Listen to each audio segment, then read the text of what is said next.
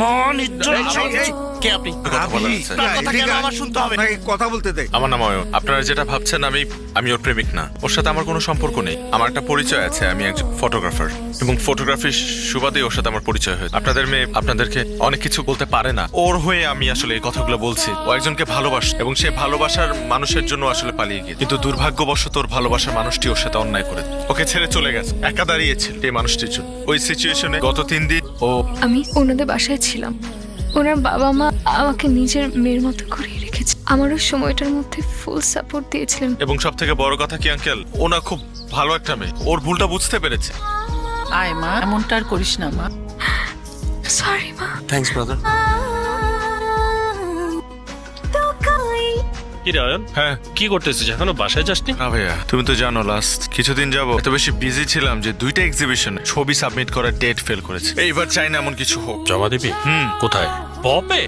Wow, খুবই রেপুটেড একটা প্রতিষ্ঠান। Hello everyone, good evening. Welcome to the most prestigious award show, Bob. Beauty of Photography. Best Photographer Award of the Year, Ayan Choudhury. আমি চাই আপনি অনেক বড় একজন ফটোগ্রাফার হন। আমি অনেক খুশি হব।